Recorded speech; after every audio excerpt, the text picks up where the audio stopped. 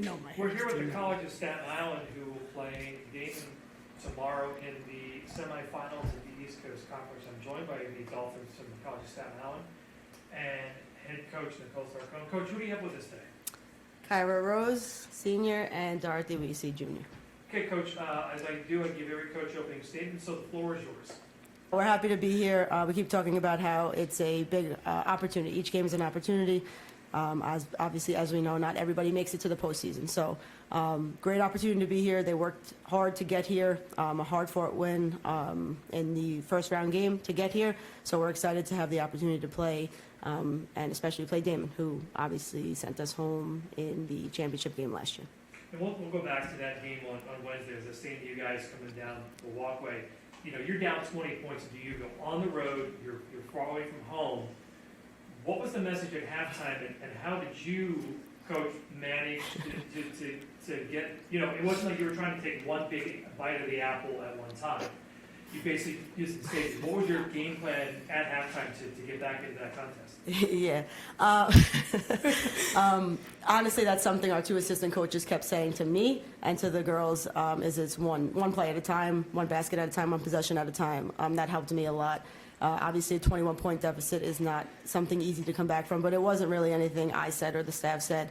I think our team changed their energy, getting some stops on defense turned into some good opportunities on offense, and we started knocking down some shots, which gave us confidence. And I think turning them over a little bit in the press helped us with our confidence, and it was their energy. And we rode a lot off of our point guard's energy, Ariel Barnes. She had it the whole game, and it started trickling down into everybody else, and it was just really their effort that changed, not much X's and O's. And Kyra and Dorothy, this is a question for you guys. Obviously, you're on the court, so you're down 21 points. You know, your coaches have said what they want to say. What was coming into the second half? When you got on the court, what was your mindset going into sort of the third quarter? Like, hey, we can do this, but you know, what in your mind? How did you guys attack that second half?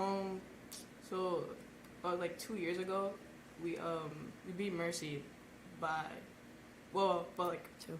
Mm-hmm. But we were also down 20. Okay. I don't know if it was like third quarter we started coming back, but I went to one of my teammates, Daemen, and I told her, I said, we did this before, like this is nothing. We can do it again. And it was just all heart for the whole game. We just had to lock in on defense.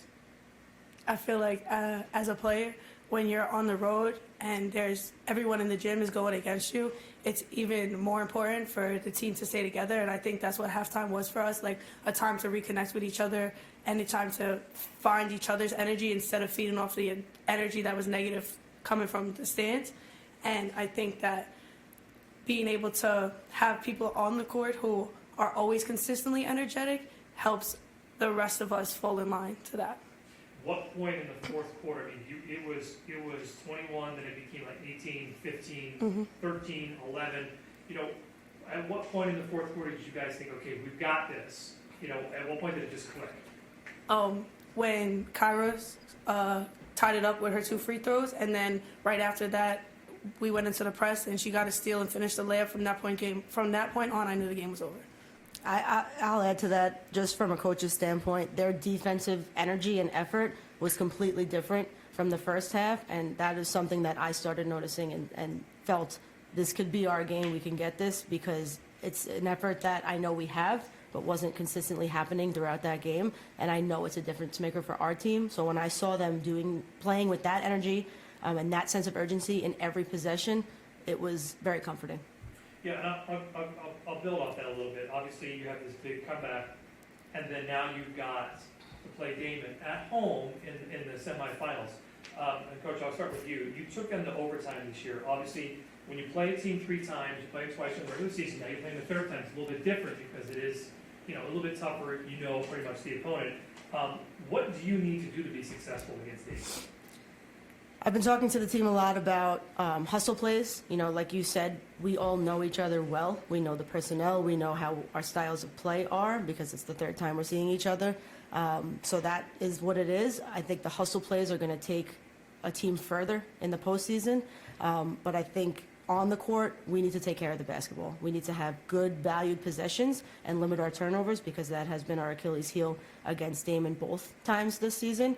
So that's kind of bottom line for us is take care of the basketball, get the shots we need to get, and bring the same energy on defense that we did in that last quarter of the DUville game. I've seen it in games this year from us, and I've seen it in games where we don't have that energy. It's the difference maker for us. So value the ball and great possessions on offense, and defensively show the energy we know we can show.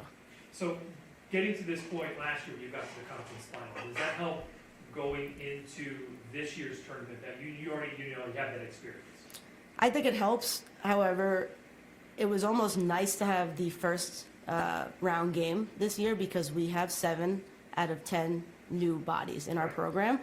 Some 2 are juniors, but I don't know if they've been to this stage they haven't been to this stage in this conference. So I think we had a little of that first round jitters the other night. Hopefully that's gotten out of our system. So yes, I think the experience helps a lot for our returners, but at the same time, we only have 3 returners who have been on this stage. And so we have to rely a lot on them, and they're great with that. But having that first round game, I think, really helped us get into the playoff mindset and understand the atmosphere. So, well, Bill, one question off of that. This big comeback that you had, the emotion and the energy, now you're turning around. Obviously, you didn't drive all the way back to Staten Island. You stayed here, so that helped a little bit.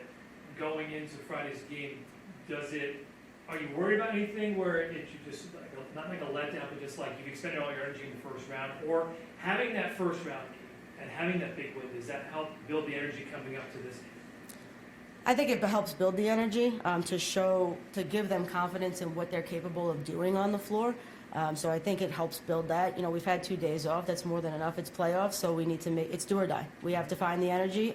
So I think that type of game, although it was, took 5 years off my life, I think it helps show them what they're capable of and give them the confidence going into the semifinals.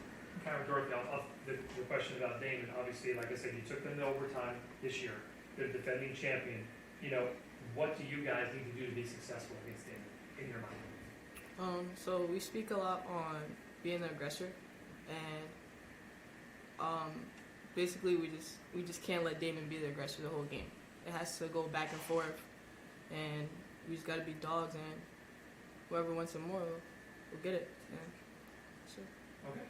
I agree with whoever wants it more comes out with it, and I think it's very important for us to remember that basketball is a game of runs, and when they go on runs, it shouldn't get us down. It's more motivation for us to turn that around into our run instead. I think it's just important that we stay positive throughout the whole game and keep our energy high regardless of what the score looks like. Okay, I'll finish with you two guys. Nicole, you'll get your answer as well. What does it mean to play basketball here in the East Coast Conference? I think playing on the East Coast Conference is special to me because it's home to me, and the East Coast is home to me, but especially Staten Island. I'm from there, so being able to play for a school that's around the people I love is important because then I have everybody behind me when things get rough. I chose Staten Island. Well, I chose to go to play for Staten Island because it's close to home. Because I'm from Jersey, it's like 15 minutes from there. So, yeah. And Coach, what's make the ECC special?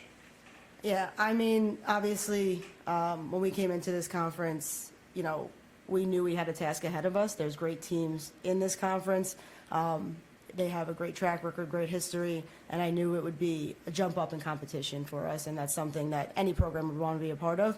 But what I think I love most about it is, number one, the people involved in it are great, and as far as the conference office, but then also, my colleagues who are coaching at other schools, and it's competitive. I've said it for years, you can't show up to any game unprepared. Throughout the season, we learned that kind of the hard way this year. But you can't show up unprepared, and that just goes to show the level of competition that is in this conference. So I think it's pretty cool to be a part of. We're happy to be a part of it, and again, very thankful for the opportunity to be competing in the postseason play. All right, good luck tomorrow in your contest. Thank you. Appreciate Thank it. you.